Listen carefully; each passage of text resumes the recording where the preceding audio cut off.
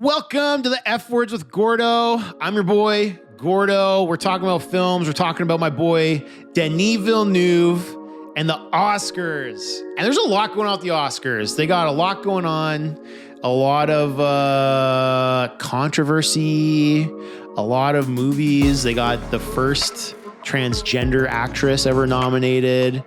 They have that actress has a bunch of racist tweets. They have a movie about someone portraying Donald Trump, who's nominated for Best Actor. And what I'm going to go into is you have one of the worst omissions from a category in Academy Award history of Denis Villeneuve from Best Director.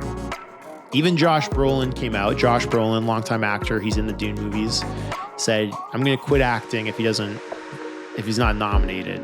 And so he made a video. He's like, well, I guess I'm going to quit acting. I don't think he actually will. But it's just like, Denis is such a great director who pumps out nothing but bangers. And I think, anyway, you're going to get all my thoughts in this episode. And I just think Denis Villeneuve, one of two greatest directors, at least of now. I think one day we'll look back and say, of all time, his movies are going to stand the test of time for a long time. Great director, great stories. And yeah, I just love talking about movies. I love talking about Academy Awards. So hopefully my thoughts are coherent and make sense. And maybe you guys agree or disagree. If you've seen some of the movies I have not seen, feel free to tell me, give me some analysis in the comments why this movie is or is not better than that one, why this director should be nominated as Best Director instead of Denis. And I'm willing to be informed, but I will go to my grave that Denis not being nominated for Best Director for Dune Part 1 and not being nominated for Dune Part 2 is one of the greatest travesties, if not the greatest, in Academy Awards history. So here's my thoughts on that. I'll explain it all, give you thorough analysis, and fill you guys into my thoughts. So if you have not seen it, and this is what I like to encourage people to do too, if you care at all about Academy Awards and you care at all about movies, it's really fun to watch the 10 nominees and then see who wins. Because then you can have an informed opinion on what happens. If you don't, then you can't. And if you've seen most of them, but one you haven't seen wins, then it's like, oh, I can't really say if that one is better. So there's a bit of challenge for you guys before the awards in about a month is go see all the nominees. Go see them and have an informed opinion when the Academy Awards happen. So hope you enjoy the episode. And as always, thanks for tuning in, guys. Thank you.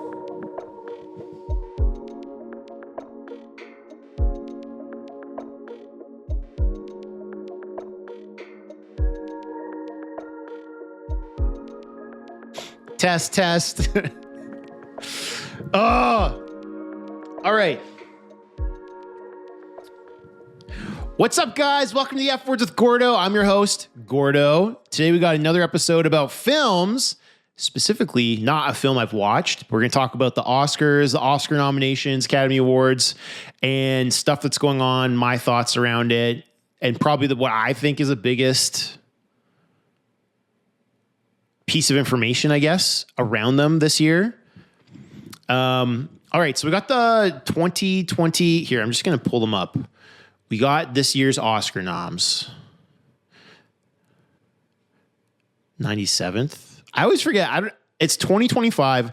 I don't know if this is the 2025 Academy Awards or the 2024, because there are 4 movies came out in 2024, but the awards are in 2025. It doesn't really matter. I don't care. So,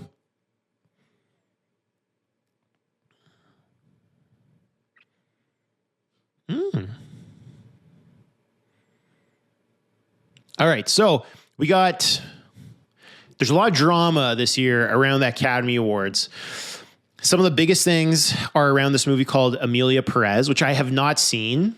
It has the most Academy Award nominations this year. It has the first transgender actress to be nominated. And it is generating a lot of attention and response online.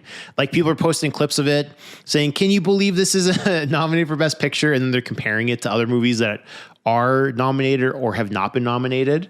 And then I was just reading too that apparently the actress nominated, Carla Sofia Gasson, has some pretty racist tweets out there.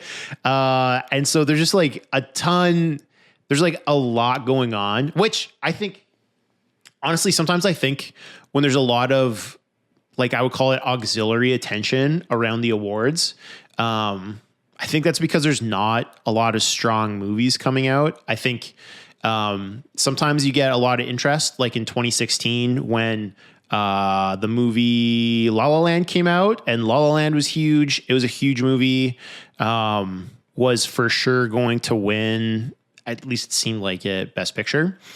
And then it didn't. And so we have a situation here where there's a lot of auxiliary attention going on that I think kind of indicates there's not a huge, and here's the problem too. When you're nominating 10 movies for Best Picture year after year, a lot of these movies don't hold up over time. A lot of these movies are forgettable. If you hold it to 5, then you can have kind of like there's pros and cons. If you have 10, at least getting an Oscar nomination for your movie is some kind of recognition that you've made a great piece of art. At least in some people's lives, I guess. If you only have, the problem is it waters down the quality of what is a Best Picture contender.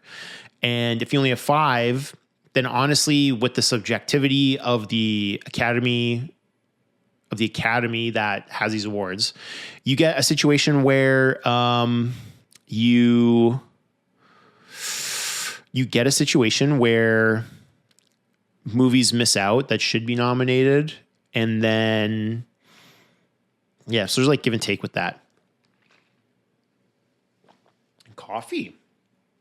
Yum, coffee. And so there's like a bunch of drama this year. And specifically, honestly, I don't care about that Emilia Perez stuff. I have not seen the movie. I think, okay, some people are roasting it online. I think when it comes to movie viewing and opinions on movies, it's not fair to pass judgment on a movie unless you've sat and watched the whole thing. Because sometimes there's movies, again, I mean, 2016 is a great example. I think a lot of people saw La La Land. A lot of people did not see Moonlight. And when Moonlight won Best Picture with that dramatic Warren Beatty, I think it was Warren Beatty, reads the wrong winner, La La Land. All the people from La La Land go up. And then I think it's the director, maybe it was a producer, who's like, guys, no, this is wrong. We didn't win. Moonlight, you won. And the people from Moonlight go up, collect their award. And that was an interesting year because I think La La Land was so popular. Ryan Gosling, Emma Stone, people were loving it. And then this kind of dark horse came out of nowhere and won Best Picture. And I remember watching the movies that year. Okay, let me pull up the list that was on for the movies that year. There's movies that came out in 2016. It's like a pretty strong, honestly, for 10 movies nominated for Best Picture in one year, pretty strong list of contenders. Manchester by the Sea. That's more known for Casey Affleck's performance, but still a great movie. Lion, great movie. La La Land, Hidden Figures, Hell or High Water, Hacksaw Ridge, Fences, Arrival, Moonlight. So when that came out, I saw 9 of those 10 movies before the Oscars. And I remember watching and thinking like, holy, it was like hit after hit after hit. I didn't see Fences.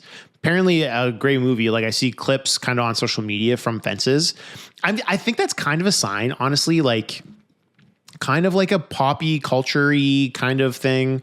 But I think when you see clips getting taken and reused 5, 10, 15, 20, 30 years after a movie comes out in social media today, I think it's like a strong indicator at how resonant a movie is with the audience.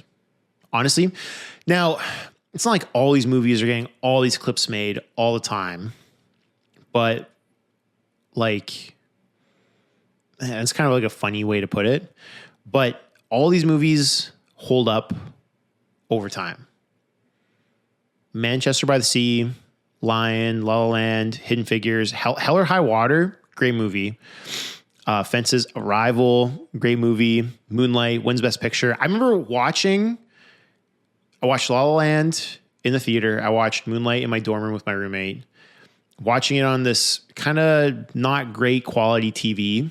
I remember watching it in the first half. I kind of thought like, I don't really get this. I'm just not resonating with me. I'm surprised. I'm kind of surprised it's nominated for Best Picture, but there's just a huge payoff throughout the movie. Like the direction of the story, cinematography, writing, like it really resonates with you after. And I remember finishing it and thinking, I think that's Best Picture. I think that's going to win. I think it should win. Great movie. Now, and then you go to Best Director that year. Damien Chazelle, who directed La La Land, Denis Villeneuve, Arrival, Mel Gibson, Hacksaw Ridge, Kenneth Lonergan, Manchester by the Sea, Barry Jenkins, Moonlight. So, and this is where I'm going to get to the whole premise of this episode is Denis Villeneuve. And I bring him up in this year specifically because 2016 is the only year Denis Villeneuve got nominated for Best Director, and it was for Arrival. Arrival's a great movie. Man, he released 3 movies in 3 years. I'm just realizing this in real time. Anyway, directed for Arrival, and he should have been. Arrival is a phenomenal movie. It holds up over time. Great cast, great acting, great premise, great, I was going to say set design, but it's not like well, it kind of is, but it's even like, I'm just thinking if you've seen that movie in the alien spaceship where the main cast is interacting with the aliens in the spaceship, is this like really evergreen forested area. Beautiful, beautiful backdrop. And yeah. And the point I want to make about Denis Villeneuve and why this is the biggest deal this year and is because it is a travesty. Denis Villeneuve has not been nominated, that he's only been nominated once for Best Director. Because this guy pumps out banger after banger after banger of a movie. The year before, he directed Sicario, which honestly, not a lot of people saw Sicario, I feel like. Was even nominated for anything? Nope.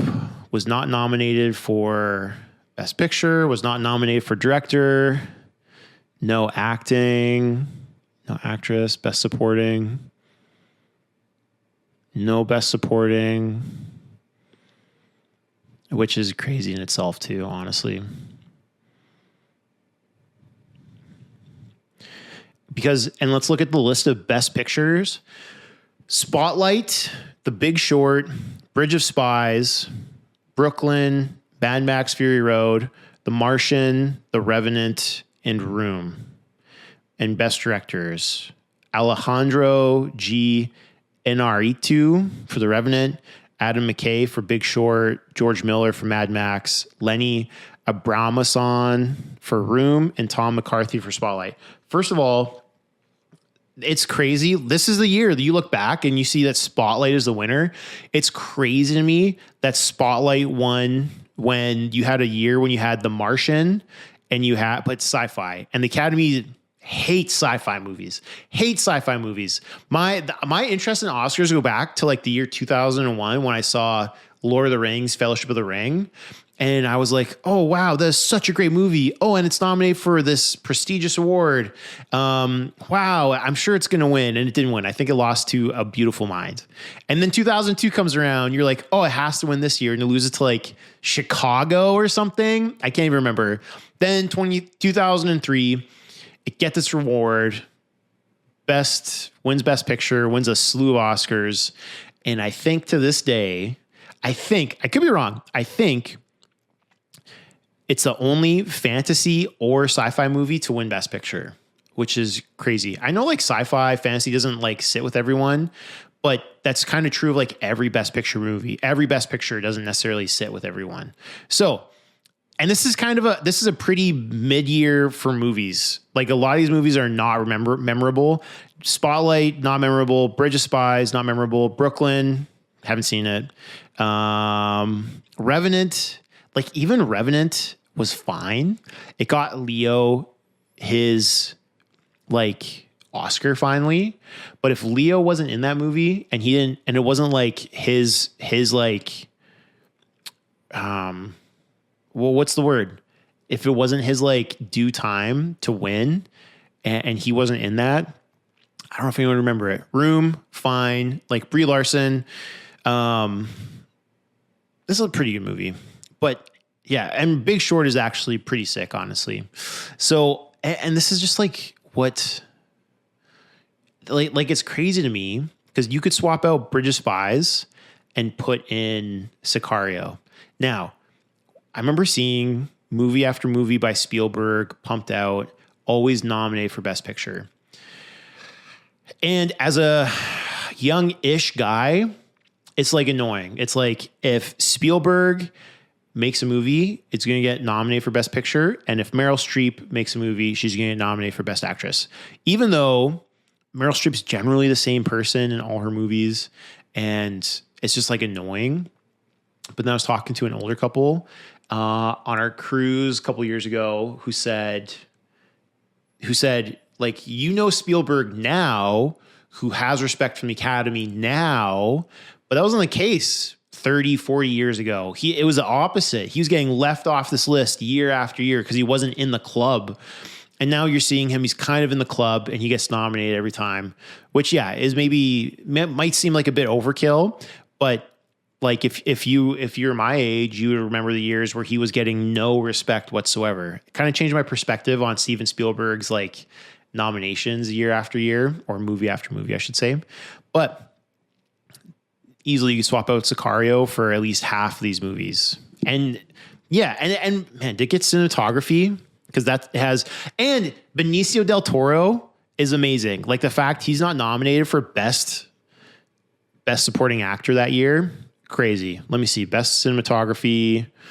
I think it was Roger Deakins. Okay, so he got nominated. Roger Deakins is the frickin' man when it comes to cinematography. So, like, that's good. But still, it should have had at least 3 more: Best Directing, Best Picture, Best Supporting Actor. Year after, Arrival comes out. Denis Villeneuve gets nominated. Arrival gets nominated. Does he get any other nominations? No acting, screenplay, best adapted screenplay. Did it get? I just want to see if it got cinematography. It got cinematography. Bradford Young. Don't even know who that is. Anyway, so you see some respect for Denis. Finally, he made the year before he made Sicario. 2 years before that, he made Prisoners. Prisoners, phenomenal movie, crazy, tense, emotional movie, and it's like I think it was Denis' kind of break into Hollywood because he'd done all his work in Canada or internationally, and like, man, what a movie to break into Hollywood with. 2 years later, Sicario, phenomenal movie. 1 year later, Arrival, phenomenal movie. Or you could easily say of the 10 nominated for Best Picture that it should have been in the contender for sure. Now, jump forward to 2017. And first of all, Jimmy Kimmel's hosting Oscars. What? I cannot stand Jimmy Kimmel. He's the worst late night host ever. And okay, here's the list. Here's the thing. 2017, sick year for movies. 3 billboards outside Ebbing, Missouri. The Post. Meh. Phantom Thread, didn't see it. Lady Bird, phenomenal. Get Out, phenomenal. Dunkirk, phenomenal. Darkest Hour, didn't see it. Call Me by Your Name. I have not seen it, but a lot of people speak incredibly highly of Call Me by Your Name, and especially as like one of the best love stories that's ever resonated with some of the viewers. Haven't seen it. Shape of Water, mid. So, Best Director, Guillermo. Oh, I can say his name.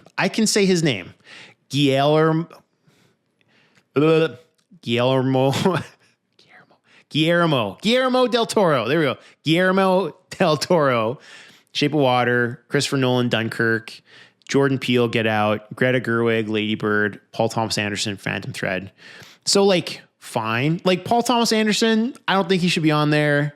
I think he should be swapped out for sure for Denis Villeneuve. And the big deal here, oh man, because there's like nothing there.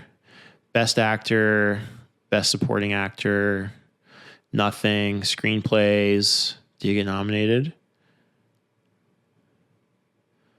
Oh, Logan came out that year too. Logan was a sick movie. Crazy. Score. See, and this is what's like very annoying. Yeah, so it got sound editing. You probably don't know what I'm talking about yet. Best sound mixing. Okay, and it won. So the movie that is frustrating me from this year, it's tough because there are a lot of great movies that came out 2017, but Blade Runner 2049, directed by Denis Villeneuve, starring Ryan Gosling, Harrison Ford, did not get the amount of respect it deserved for that year. It did win for cinematography. Shout out Roger Deakins, the GOAT of cinematography. And it got nominated for sound editing. Fine. It didn't get nominated for what is it, for like screenplay at all, which is crazy to me. And then like acting, yeah, I don't know. Ryan Gosling should have been nominated there, I think. And then nothing. No best picture. Now, Blade Runner is a bit of a slog. The history on Blade Runner, it's based on a book called Do Androids Dream of Electric Sheep? In 1982, Ridley Scott directed the movie Blade Runner starring Harrison Ford. And it, over time, has become known as arguably the best sci-fi movie of all time. Now, a lot of people hate that movie. Like arguably, because you can argue against it, best sci-fi movie of all time. Now, the thing is that you have that already. And what's crazy is you have Blade Runner comes out, everyone hates it. Ridley Scott gets kicked out of the final edit. Producers bring in this like voiceover. And voiceover, if you've watched some of the other episodes, you know I don't love voiceovers in movies through the whole thing. Because you have voiceovers in books because you're literally, you only have, like, you're just reading. You don't have all of these other tools to tell a story. With a movie, you have the acting, you have like all of the footage, how it's edited, cinematography, music, the actual language being used. There's so many more tools that you should not need, generally speaking, voiceover narration. If you need that to tell your story, either you've done a bad job with everything else, or it's like an important, like that's how you want to tell the story. But then it has to, and the problem with Blade Runner, the original cut, is that it wasn't intentional to use it. It was an add-in because the studio thought the movie sucked and that the audience wasn't going to get it. So it comes out, everyone hates it. And then Ridley Scott, and there's something weird about this. They released a director's cut in like 1991 or 1992, but he didn't have final cut over that director's cut. And so it is way better, corrected, I don't know, probably 70, 80, 90% of the errors of the first cut, and explodes, becomes a cult classic. People fall in love with it. And then 2007, Ridley Scott releases his official, this is the final cut. This is my official version of Blade Runner, puts it out there. Some like differences than the director's cut, but it's like, in terms of the amount of difference, the major amount of difference came between the original cut, the theatrical release, and the director's cut. And I remember watching, I was like, oh, got kind of like interested in Blade Runner in mid 2010s, like 2014 summer, 2015 summer, something like that. watched it and I was like, oh, there's like something. If you watch that movie, there's like something there. Like, especially the performance by Rutger Hauer, and it kind of takes multiple watches to have these parts have this story sit with you and determine like what is it saying? Like, what does it mean? Is this really good or is it really bad? Yeah, and I think, and sometimes it's tough when it's kind of controversial in terms of whether or not a movie is even just like objectively good or bad. It is a little tough. Now, the thing is, it drummed up enough cult interest over time that eventually the studio was like, you know what? Let's do a sequel.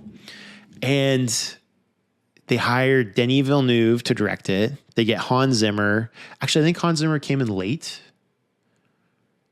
Oh, yeah, because Denis Villeneuve had worked with a different music dude on Sicario and Prisoners. But that other person, I mean, he passed away since then too. This other person was more like wasn't really super skilled in like synth and electronic type scoring. Hans Zimmer can pretty much do anything. So Hans Zimmer came in later and scored the movie, which is amazing. Hans Zimmer is the GOAT of movie scores. Ryan Gosling's amazing. And they bring back Harrison Ford 35 years later. That's so crazy. Ridley Scott produces, so he has a hand in it. And the movie comes out and it like does fine. It's well received by critics, well received by viewers, but just not a lot of people went to see it.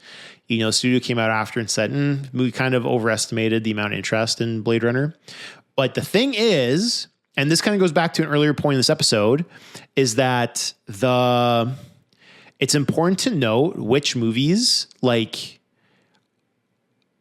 stay popular over time. And when you look at this list of movies, Shape of Water was super mid. It was not that great. It was an awkward story.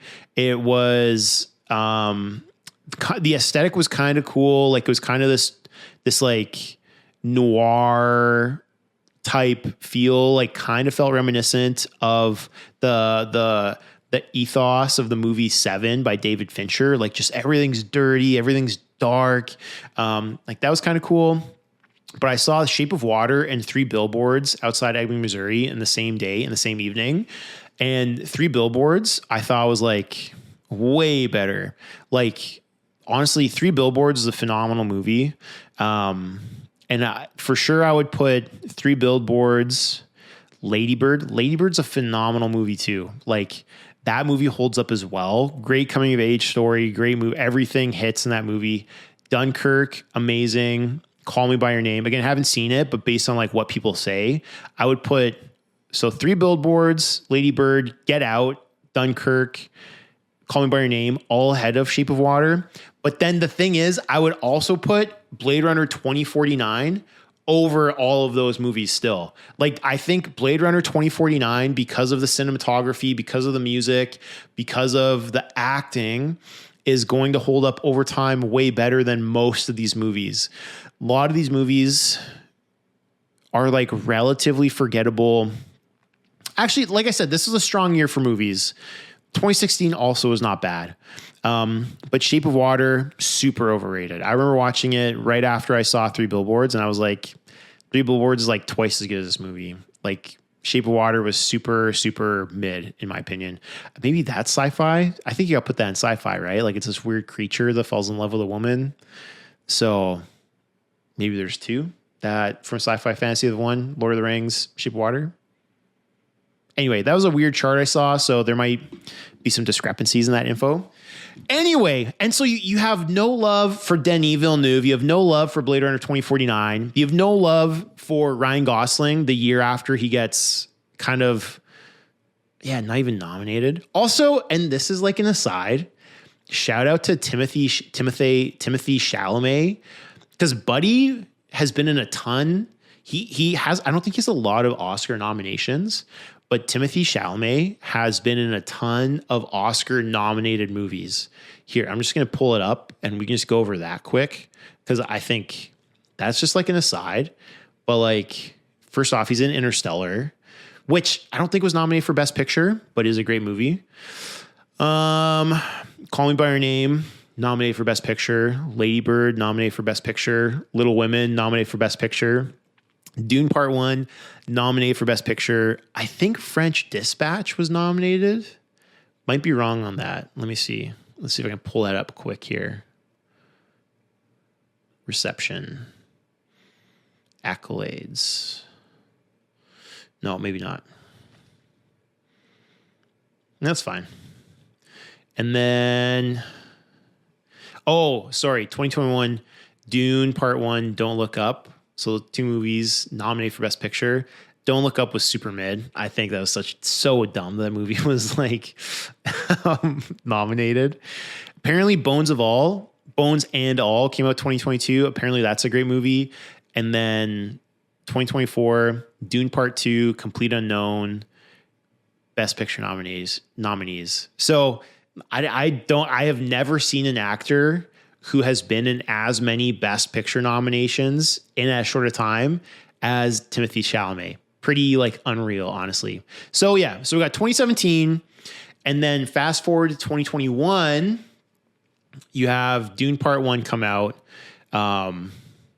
and it got some love. It got some love from the Academy. I think it had the most nominations. Let's see.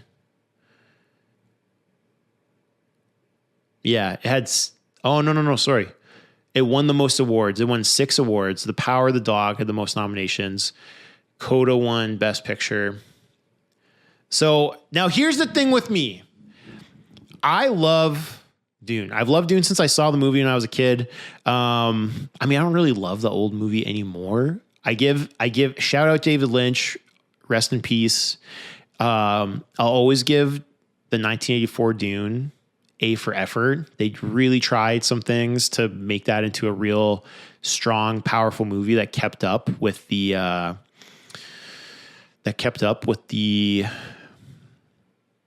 popularity of the book. But it was kind of And so, this year you had these movies that came out 2021. Coda, which won. Belfast, Don't Look Up, mid. Drive My Car, didn't see it. Dune Part 1, King Richard, didn't see it. See, I didn't see a lot of these movies. Nightmare Alley, didn't see it. Power of the Dog, saw it. It was like pretty good, kind of awkward. West Side Story, I thought West Side Story was pretty like mid, kind of boring. But then Best Director, Jane Campion, Power of the Dog, Kenneth Branagh, Belfast, Ryusuke Hamaguchi, Drive My Car, Paul Thomas Anderson, Licorice Pizza, Steven Spielberg, West Side Story. Now, here's the thing with Dune, and here's the thing with Dune Part 2. Both those movies are incredible. There is something that I think has to be acknowledged as well with Dune and Dune Part 2 is that, first off, you are adapting this highly, highly regarded novel series. Probably Dune, the first Dune novel, is arguably probably the most important work of science fiction in the last, it came out 60 something years ago. So probably 60 plus years ago. Because without Dune, I don't think you have Star Wars. I don't think you have Blade Runner. I don't think you have nearly the amount of leaning into sci-fi that we have today, especially like high science fiction, like otherworldly, other universe, other story. Like you don't get the amount that we have, and we don't have a lot as is today. And so Denis Villeneuve, he makes these movies. He adapts Blade Runner, makes a sequel, and he's like, I'm gonna take Dune on. And the fact it doesn't suck. Not only does Dune Part 1 not suck, Dune Part 1 has this crazy huge ensemble cast and great scoring, cinematography, shout out Gray Fraser, Roger Deakins is the GOAT, but Greg Fraser is like probably number 2. There's also Hoyt Van Vanema or whatever. He also sick, but Roger Deakins is the GOAT. Anyway, ensemble cast: Josh Brolin, Jason Momoa, Timothy Chalamet, Rebecca Ferguson, Stellan Skarsgård, aka Stellar Skateboard, Dave Bautista. Like, you can just go on and on. And the thing is, makes it, and it doesn't suck. It would be, and it doesn't suck. It's not mid. It's sick. It's great. Like, it is going to hold up for decades. And doesn't even get Best Director. Wins the most Oscars, not even nominated for Best Director.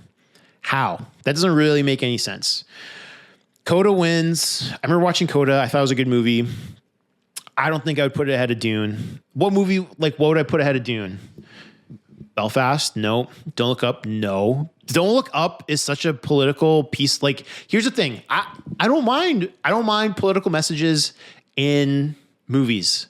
I do mind when a movie is made, when the art is crafted for a political agenda. That's when I have an issue. If you make a piece of art and you're communicating something and your priority is the piece of art and there's a political message within that, that's totally understandable. You express yourself in art. But when you have a message and you kind of go like, you know what, I'm going to write this to kind of spread my political agenda, it sucks. Like, the fact Don't Look Up should not have been nominated that year. It was not a good movie. It doesn't hold up over time. Now, admittedly, like I said, I haven't seen a lot of these movies, but from what I know, what I have seen, and giving respect to say I haven't seen all of them, I'd put Dune ahead of all of these. And again, the fact that he was not nominated for Best Director, travesty. So I see Dune Part 1 and I'm like, all right, didn't get the respect. Let's wait for Dune Part 2 to come out. And let's see what happens. Like, let's see what Denis can do with it. Dune Part 2 comes out March 2024. And again, not only is it as good, it's not less good, it's not as good. It is like even better than Dune Part 1. One of the very few sequels that is better than the first one that came out.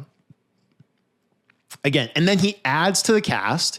He adds the ensemble cast. He doubles down on like world building, on cinematography, on a lot of this stuff, on adaptation. Honestly, the second movie, I would say, veers a bit farther from the storyline of the first one. But there's just things that you have to do differently, because there's things that they did in the 1984 Dune that did not work. They had, how far can I go into this? Doesn't matter. Denis Villeneuve, it's like, I think the first Dune was 8 out of 10 on IMDb. I'm a big IMDb score guy. I know people like Rotten Tomatoes, but when you get to know, yeah. So Dune Part 1, 8 out of 10. Dune Part 2, 8.5 out of 10. Now, that might not like sound like that much of a difference, but the way that scoring aggregates on IMDb is pretty significant. Like, the gap between, 7 and 7.5, and then 7.5 and 8, like, those are vastly different quality types of movies.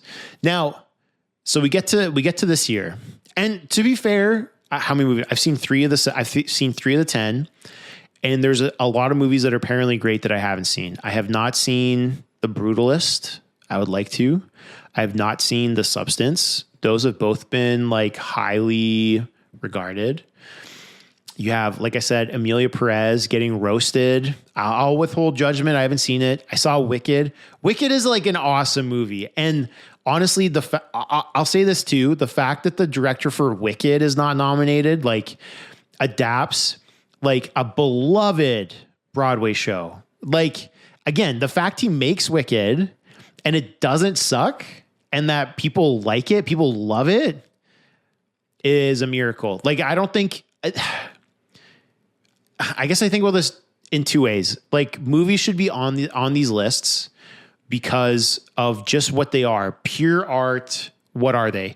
I do think there should be consideration for when it's an adapted story, like how is it relative? Like what was the original story? How well was that regarded? And how is this movie compared to that regardation? That's not a word, but that's how I'm going to say it. Now, 1, 2, 3, 4, 5, 6, 7, 8, 9. Yeah, there's 10. And so Dune Part 2 is nominated, and Denis Villeneuve is nowhere to be found. And I just think that, again, huge ensemble cast, beloved story, has precedent, expectation with the first one he put out 3 years ago, and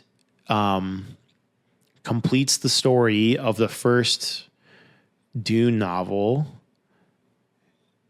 like, mind-blowingly well. And he wrote. Like, that's the thing I think people don't get. Because with all those previous movies I listed, Denis did not write any of them. But he did write the screenplay for Dune. And it is just like, when I saw he was not nominated for Best Director, I was so... I shouldn't care because it doesn't mean anything. It's still a great movie. But I was just like, man,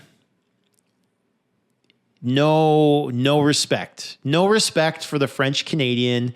No respect for the dude that was grinding in the Canadian indie scene. No respect for the dude that later in life, like he didn't go, maybe he did. I don't know his full story, but he didn't go to Hollywood till he was like, I think he would have been like late 40s. And pumps out these amazing movies and doesn't get near the level of respect that he should. Like both Dune movies, writes the screenplay for both of them, works with huge ensemble casts, is dealing with a highly regarded piece of art, does an amazing job with it, doesn't get Best Director. Doesn't make sense. It just literally does not make sense. Now, the movies that are up, the directors that are up for Best Director, I haven't seen any of their movies. And Nora, The Brutalist, Complete Unknown, Emilia Perez, The Substance. I can't say if I think Denis should be there instead of any of those people, but it is just like, I think as a Canadian, as a Denis Villeneuve major fan, and I haven't posted this anywhere, I literally met Denis Villeneuve at the baggage claim at LAX in 2023. My wife, I'm going to tell a story. Oh, can I? Yeah. I think I can. So I haven't gotten this on my podcast yet, but my wife and I have been walking through a fertility journey where we haven't been able to get pregnant for super long time. 5 years. And after a few years, we started fertility treatment. And, in February of 2023, no, it would have been March. No, it was February. We booked a cruise out of LA and then decided to do our first treatment like earlier in February 2023. So we do the treatment, and then my wife has to do a pregnancy test in a clinic, and then we are supposed to fly to LA, and then our flight gets delayed. It sucked. It was like 6-hour delay. You got to be there like 2 hours early, 3 hours early. So it was like a long day. And then we're just sitting there. It was an overcast day. We get a phone call. Hey, we're sorry. You're not pregnant. Moo, just sucks all of the joy and excitement about our trip completely out of it. Sucked. Huge delay. Was just not good at all. Finally get to LA in the evening, and I'm just like processing this like traumatic experience of having all this hope that we might be pregnant with our first kid, and we're not. And just waiting for these bags to come around. And I'm always like looking around. I'm always looking, like observing people. And I see this dude, you know, late mid 50s dude in like black sweater, black sweatpants, and he's got reading glasses. Like, you know how people like my parents' age, they like use reading glasses and they're just like are cycling back and forth between them. And I see this guy and I'm like, that's Denis Villeneuve. And I just said, babe, wait here. And I go over and I go right up to him and I'm like, excuse me, are you Denis Villeneuve? And he goes, oh, yeah. And I just totally fangirl. And I'm like, oh my gosh, I love all of your movies. Oh my gosh, I love, and I didn't even know what to say. I was like, I love Dune. And then I start, because like I said earlier, I've loved Dune since I was a kid. One of my first email addresses was muad'Dib@telus.net. I said, I love Dune. Thank you for Dune. Thank you for Dune. Thank you so much. And I think because no one had noticed him. So I think he started getting kind of like, oh, I got to get the heck out of here. And then I said, I'm actually from Canada. And he's like kind of pulling away. And he's like, oh, really? I said, yeah. I said, would I be able to get a picture? And he's like, okay, but no social media. Which at the time I was like, oh, I don't care. But you know, I want to be a good person, so I haven't posted it. Maybe I will. Maybe I will because the Oscars and how ridiculous it is. I don't know. Maybe not. He asked me not to, but it was like over 2 years ago. Anyway, and he starts pulling away. Take a picture. I said, yeah, I'm from Canada. And he's like, oh, really? I said, yeah, I'm from Vancouver. And honestly, like, love all your movies. Dune, like, I've loved Dune since I was a kid. And it was just so awesome to see it adapted so well. I'm speaking really clearly now. In the moment, I was so jittery and shaky and just making the most dumb sentences I could make. And then I'm like, okay, thank you so much. And he leaves. And go back to my wife. And she's like, who was that? I said, babe, that's the guy that directed Dune Part 1. She's like, wait, what? I said, yeah, that's the director. That's Denis Villeneuve. She's like, that's him? Anyway, totally 180'd that day. I still remember the hardship of that day, but even just those few moments he gave me and the fact I met one of my favorite directors, because when I say one of my favorite, it's him and Christopher Nolan tied. I loved Christopher Nolan since 2006, since The Prestige came out. Every movie he releases is like bang, bang, bang. So good. Interstellar, top 3 movie with Drive, Dune Part 2. So he's like top 2 director. He's like my favorite director along with Christopher Nolan. And I just run into him at LAX baggage claim and totally 180'd that entire day. My memory of that day goes from being one of the worst days of my life to one of the best days of my life, and just makes me even more of a fangirl for Denis. So I'm waiting for Dune Part 2 to come out. It is sick. It's a sick movie. And I'm like, he has to get some respect. And no best director. And then, you know, I saw this clip from Ricky Gervais, and he's like, what did he say recently when these nominations came out? He's like, I'm not mad at them for who they nominate. I'm like mad at you that you care about this. Like, why does anyone care about what they think about these movies? And I thought, yeah, that's fair. Probably true. Like, why should I care? Why should we care? But you know what?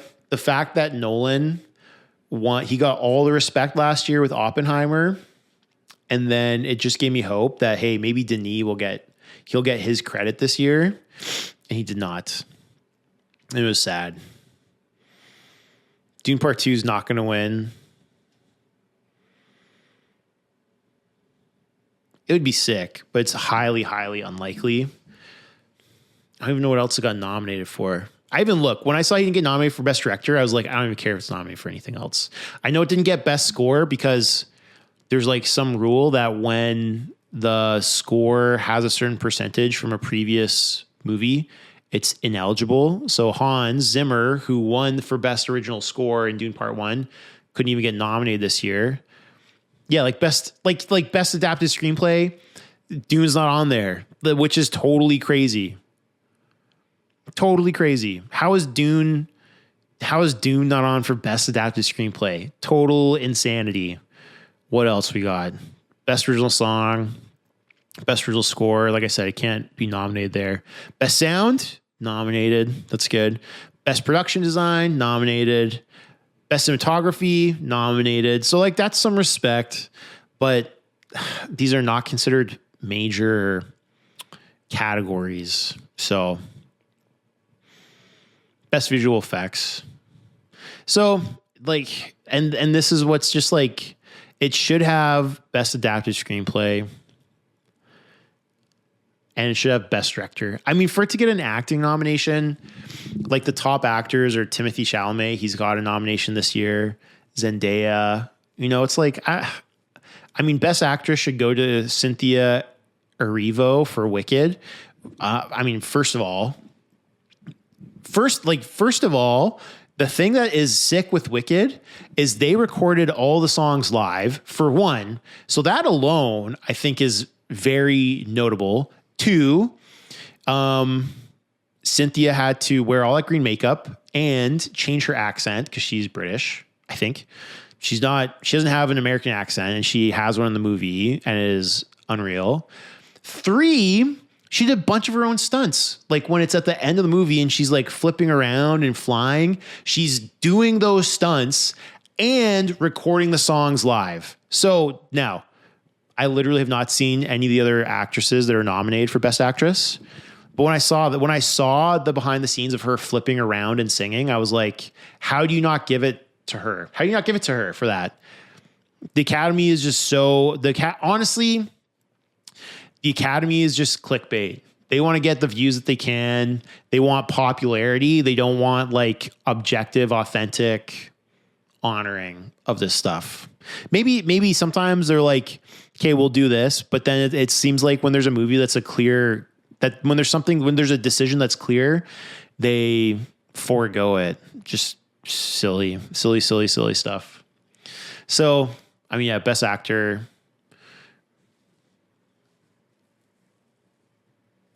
Yeah. Anyway, so that's my beef. That's why I think the Oscars this year are so stupid. I will watch because I still have this glimmer of hope that Dune can win, even though I think it can't. Also, I love Conan O'Brien. Remember how I said Jimmy Kimmel's the worst? Conan is literally the best late night host of all time. Some people don't like him, but here's the thing.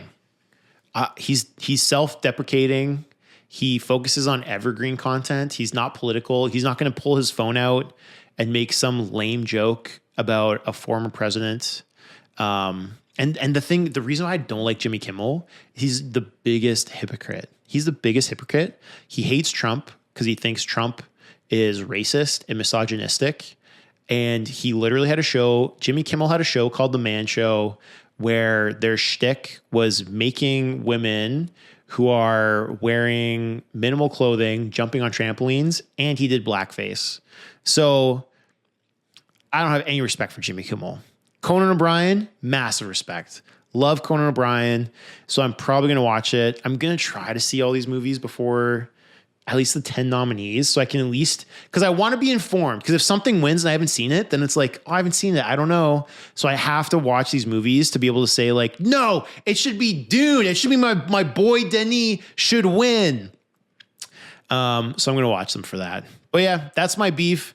I don't care if Amelia Perez has the most nominations. I don't care if, and if the actress from that movie is nominated for Best Actress and she has a bunch of racist tweets previously. I don't care about that really. I care that Denis did not get the respect he should have got. And I'm just rattled that sci-fi doesn't get the respect it should. Sci-fi, because here, like realistic dramas and biopics, they have their place. They're important. Don't get me wrong.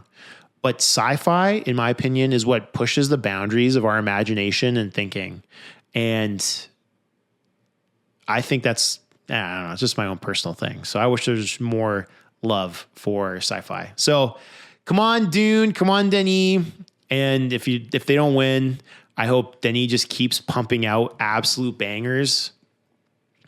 What's he got coming up? He's rumored to be directing Rendezvous with Rama. That's a fairly highly regarded novel. I read it. I didn't think the novel was that good, but I believe he can make an unreal movie with it. Apparently he's going to direct a Cleopatra movie. Dune Messiah, he's going to direct a movie called Nuclear War Scenario. So the thing is, I just hope he keeps pumping out bangers, because even if the Academy doesn't give him the respect he deserves, like, I think when you're an artist and this goes back to like focusing on making great pieces of art, like your legacy lasts immeasurably longer than if you're just like a virtue signaling person. It's like, instead of making great art, you're making art to make a certain point, where at the very minimal, it has to be hand in hand. Like, this has to be an outflow and an expression of you that happens to be conveying a message, not I need to convey a message and I'm going to make something to do it, in my opinion. At least I think you get more people to buy in when you do that. So, I mean, there's like points, obviously, like making movies for political points or content or art.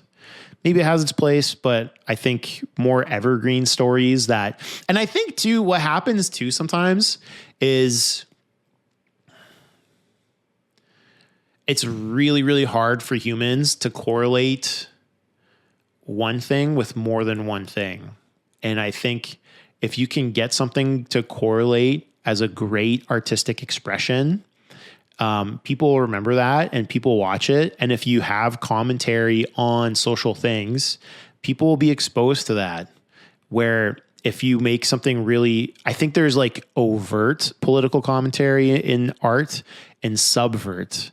And I think subvert brings more people in, makes people consider your point of view. I think it's just much healthier for this art than the other way. So come on, Denis. Hopefully you get it. And if not, just keep pumping out bangers. All right. See you guys next episode. Peace.